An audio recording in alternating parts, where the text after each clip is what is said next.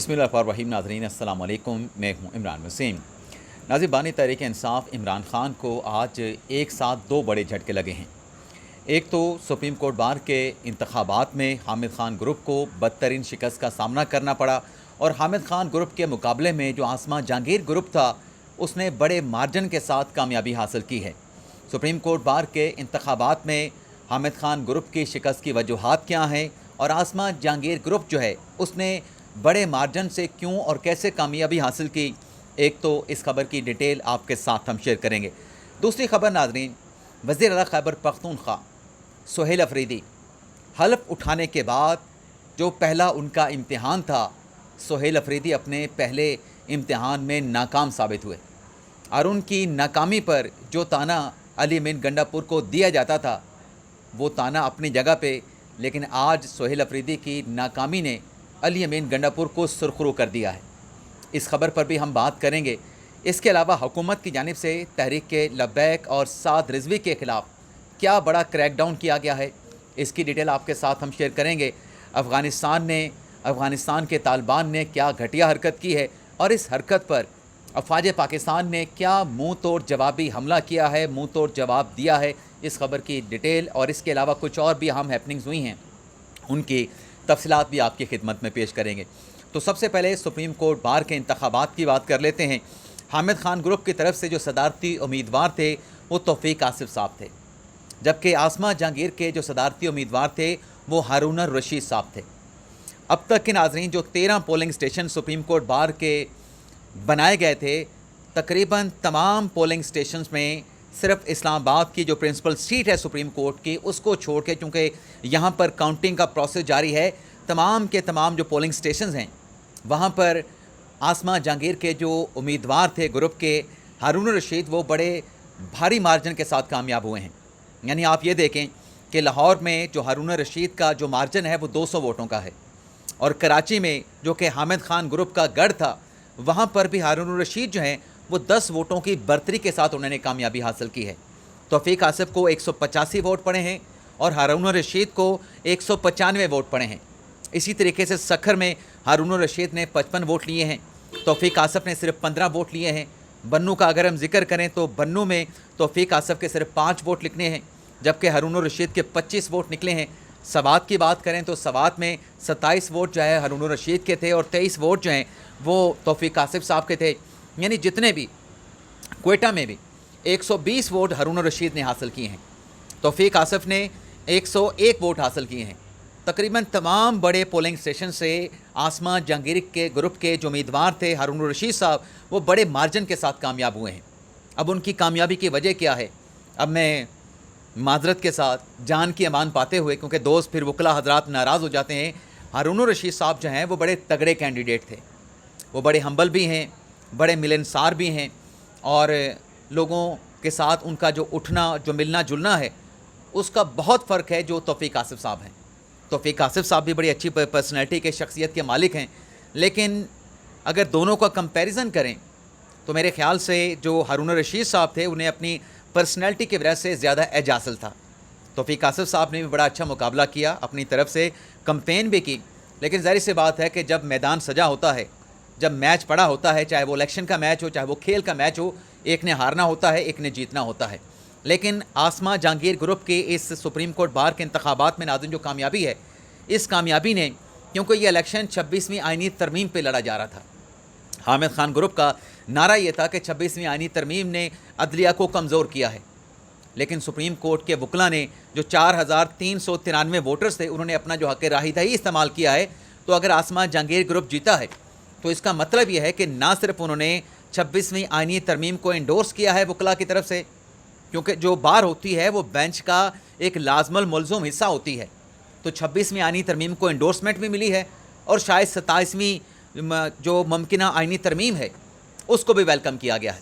तो ये इमरान खान के लिए बड़ा झटका है, क्योंकि इमरान खान साहब ने कहा था कि ये सुप्रीम कोर्ट बार का जो इलेक्शन है ये हामिद खान ग्रुप को जीतना चाहिए, इसके लिए जितनी मेहनत दरकार है वो मेहनत की जाए, हर हाल में ये मैच ये इलेक्शन निकालना है। लेकिन इमरान खान साहब की हदायत के बावजूद, इमरान खान साहब की ख्वाहिश के बरक्स जो है वो आसमा जहांगीर ग्रुप ने कोई अब तक की जो असेसमेंट है 350 سے 400 ووٹوں سے جو ہے وہ کامیابی حاصل کی ہے۔ تو ایک تو ناظرین یہ ہو گیا۔ سہیل افریدی صاحب نے جو کہ آج اڈیالہ جیل پہنچے تھے اپنے کوئی ایک درجن بھر گاڑیوں کے پروٹوکول کے ساتھ خان صاحب کے ساتھ ملاقات کرنے کے لیے، اس سے پہلے جب گنڈا پور صاحب کو خان صاحب بلاتے تھے یا گنڈا پور صاحب ملاقات کے لیے جاتے تھے تو ان کی ملاقات عمران خان سے نہیں ہوتی تھی، اور گنڈا پور کو یہ تانا دیا جاتا تھا کہ یہ جان بوجھ کے عمران خان کے ساتھ ملاقات کو اوائڈ کر رہے ہیں۔ خان صاحب بلاتے ہیں یہ ملاقات کے لیے نہیں جاتے، اگر جاتے ہیں تو ان کی ملاقات نہیں ہوتی، تو سارا قصوروار علی امین گنڈا پور کو ٹھہرایا جاتا تھا۔ آج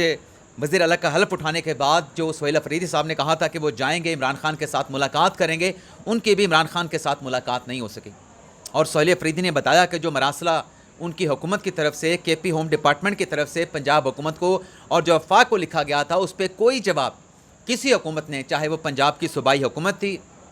چاہے وہ مرکز کی وفاقی حکومت تھی، کسی نے جواب نہیں دیا۔ اب سہیل افریدی صاحب کہتے ہیں کہ چونکہ میرا حق بنتا ہے، 5 کروڑ صوبے کا میں وزیر اعلیٰ ہوں، تو میری خان صاحب کے ساتھ ملاقات نہیں کروائی گئی تو عدلیہ سے رجوع کریں گے۔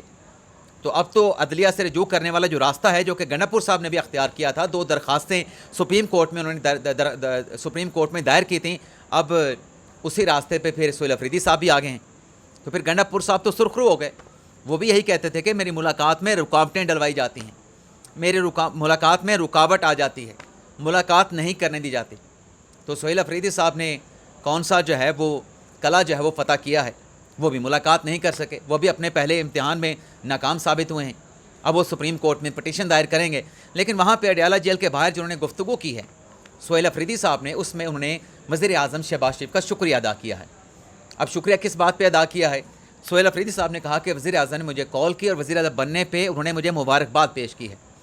سہیل افریدی نے کہا کہ میں نے وزیر اعظم شہباز شریف کو جواب میں یہ کہا کہ ہمارے سیاسی اختلافات الگ ہیں، لیکن کے پی کے عوام کا جو حق ہے، کے پی کے عوام کے جو معاملات ہیں، اس پر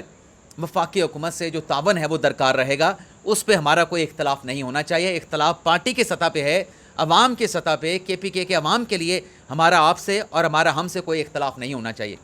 یعنی وہ خیبر پختونخوا کے عوام کے لیے وفاقی حکومت سے کے ساتھ مل کے چلنا چاہتے ہیں۔ تو یہ بھی ایک بڑی اہم خبر ہے۔ باقی جو توشہ خانہ کیس کی آج سماعت وہاں پہ ہوئی ہے، اس میں آج سلمان صدر صاحب نے اپنے دلائل مکمل کر لیے ہیں، اور کیس کی جو سماعت ہے وہ 29 اکتوبر تک ملتوی کر دی گئی ہے۔ اب ایک لمبی تاریخ ہے، آج 16 اکتوبر ہے، اب اگلی سماعت 29 اکتوبر کو ہونا ہے۔ جو رپورٹ آئی ہے، جو خبر آئی ہے، اس میں تو 29 اکتوبر کی تاریخ دی گئی ہے۔ وجہ کیا بنی ہے؟ اتنی لمبی تاریخ عدالت نے شاہ رخ انجمن صاحب نے کیوں دی ہے، یہ ابھی واضح نہیں ہو سکا، لیکن آئندہ جو سماعت ہوگی 29 اکتوبر کو ہو یا اس سے پہلے ہو جائے، تو اس میں جو پراسیکیوشن کے وکلاء ہیں وہ جواب الجواب میں مزید دلائل دیں گے۔ جو سلمان صدر صاحب نے دلائل دیے ہیں، ان کے دلائل کو وہ کاؤنٹر کریں گے۔ اور یہ بھی رپورٹ کیا گیا کہ شاید جو وکلاء صفائی ہیں، شاید بشرا بی بی صاحبہ کے جو وکیل ہیں، شاید وہ بھی دلائل دیں گے۔ تو توشہ خانہ کیس میں آج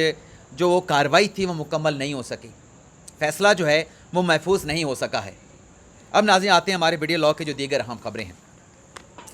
ناظرین، سعد رضوی صاحب جو مفرور ہیں،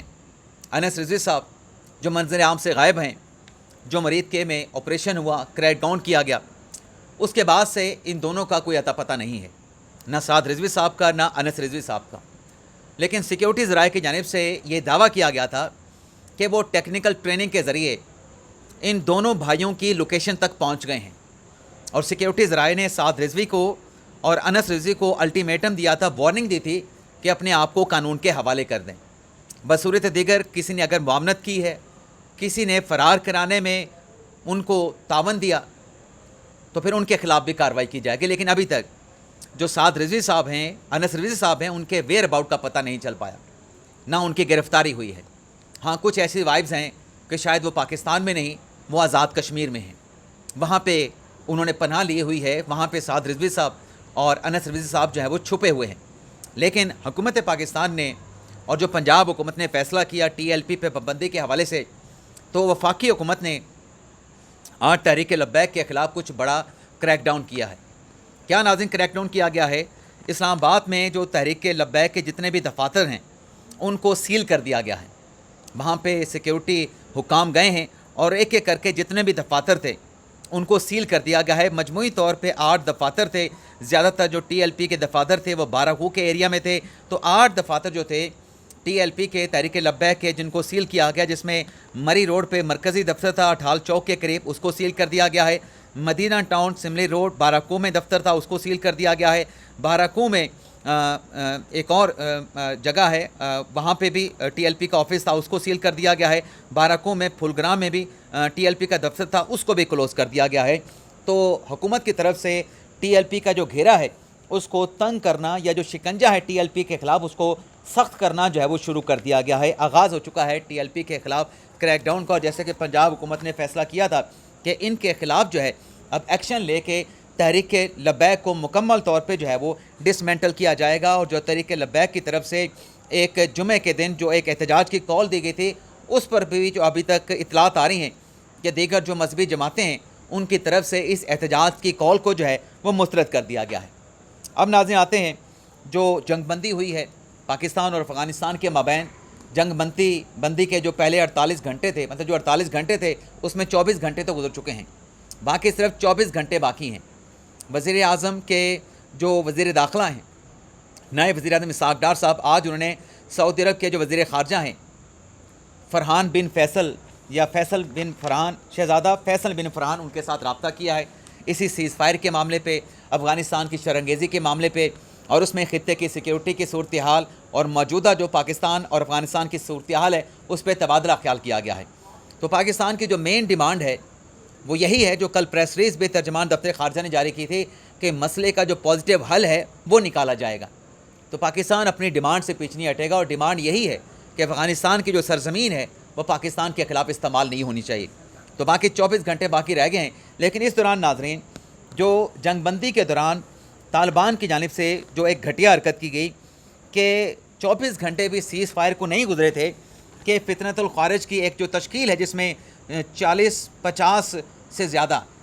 جو شرپسند لوگ تھے فتنۃ الخوارج کے، ان کی جانب سے دراندازی کی گئی اور پاکستان میں داخل ہونے کی کوشش کی گئی، اور پاک فوج نے خفیہ اطلاعات پر آپریشن کیا اور در اندازی کی فتنۃ الخوارج کی یہ جو کوشش تھی اس کو ناکام بنا دیا گیا۔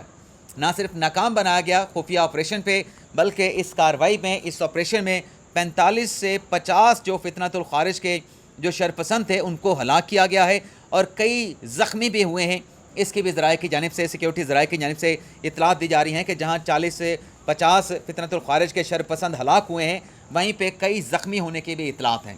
تو یہ ایک بڑی ڈیولپمنٹ ہوئی ہے، لیکن یہ ایک گھٹیا حرکت تھی طالبان کی کہ اگر سیز فائر ہوا ہے تو پھر اس قسم کی حرکت نہیں کرنی چاہیے تھی، انفلٹریشن، دراندازی نہیں کرنی چاہیے تھی، لیکن یہ جو کوشش کی گئی پھر اس کا پاک فوج نے منہ توڑ جوابی حملہ کر کے، آپریشن کر کے فتنۃ الخوارج کو، طالبان کو جواب بھی دیا ہے۔ اس کے علاوہ آج وزیر اعظم شہباز شریف کی زیر صدارت وفاقی کابینہ کا اجلاس ہوا ہے جس میں دہشت گردی کو جڑ سے اکھاڑنے کے عزم کا اعادہ کیا گیا ہے۔ وزیر اعظم شہباز شریف کے ساتھ بلاول بھٹو زرداری نے اور پیپلز پارٹی کا جو اعلیٰ وفد تھا اس نے ملاقات کی ہے، اور اس ملاقات میں پاکستان پیپلز پارٹی کے جو تحفظات تھے اور جو موجودہ سیاسی صورتحال ہے اس پہ تبادلہ خیال کیا گیا، اور وزیر اعظم نے پاکستان پیپلز پارٹی کے تحفظات کو دور کرنے کا جو ہے ان کو یقین دلایا ہے۔ اس کے ساتھ ساتھ ناظرین آج جب سہیل افریدی صاحب اڈیالہ جیل کے باہر پہنچے تھے تو صحافی نے ان سے سوال کیا کہ آپ نے حلف اٹھانے کے بعد جب آپ سیم آفس میں بیٹھے تھے تو آپ کے پیچھے تحریک انصاف کا جھنڈا تھا، آپ کے اس کرسی کے پیچھے خیبر پختونخوا کا جو ہے وہ فلیگ تھا، لیکن آپ نے پاکستان کا جھنڈا جو ہے وہاں سے ہٹا دیا۔ علی مین گنڈا پور جب سی ایم کی سیٹ کے اوپر بیٹھ کے میڈیا ٹاک کرتے تھے تو پیچھے پاکستان کا جھنڈا موجود ہوتا تھا، تو آپ نے پاکستان کا جھنڈا کیوں ہٹا دیا؟ اس کا ناظرین جواب جو ہے، اس سوال کا جواب جو ہے سہیل افریدی صاحب نہیں دے سکے،